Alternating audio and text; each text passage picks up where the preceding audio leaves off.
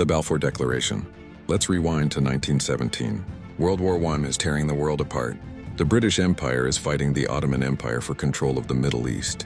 And in the middle of all this, a promise is made. On November 2, 1917, British Foreign Secretary Arthur Balfour sent a letter to Lord Rothschild, a leader of the British Jewish community.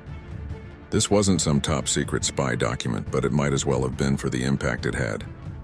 It was signed, not in some historic chamber, but simply processed through the British Foreign Office in London. A piece of government correspondence that would change the world forever. So what did this letter actually say? What did it do? It stated that the British government viewed with favor the establishment in Palestine of a national home for the Jewish people.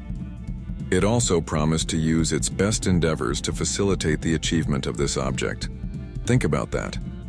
A major world power, in the middle of a war, promising a homeland to a people who were scattered across the globe, in a land that was, at the time, still part of the Ottoman Empire and predominantly inhabited by Arabs. This was the first time a major political power had publicly endorsed Zionism. For Jewish communities who had faced centuries of persecution, this was a monumental, almost messianic moment. A dream of returning to their ancestral land suddenly seemed possible. But here's where it gets incredibly complicated and where the question of fairness comes in. The letter included a crucial and ultimately very controversial clause. It said that nothing shall be done which may prejudice the civil and religious rights of existing non-Jewish communities in Palestine. At the time, the existing non-Jewish communities on the Palestinian Arabs made up over 90% of the population. So, was it fair? How can you promise a national home for one group in a land that is already home to another, and then claim you'll protect the rights of the existing majority? It's a contradiction baked right into the document. The declaration referred to the vast Arab majority as non-Jewish communities, essentially defining them by what they were not, and reducing their national and political identity to a mere matter of civil and religious rights. The Arabs in Palestine and the wider region felt profoundly betrayed. Many had been fighting alongside the British against the Ottomans, hoping for independence and self-rule, promises that had been hinted at in other British correspondences.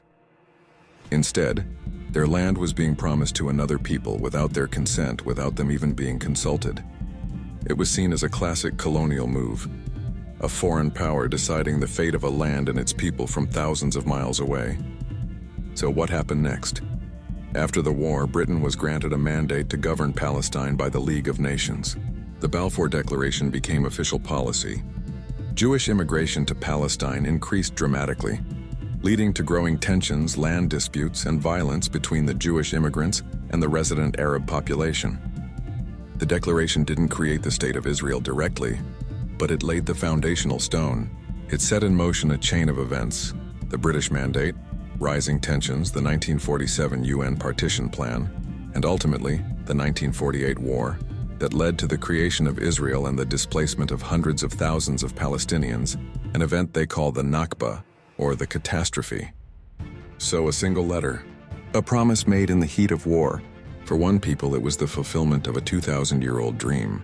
For another, it was the beginning of a nightmare of displacement and occupation. And 100 years later, the world is still living with the consequences of those 67 words.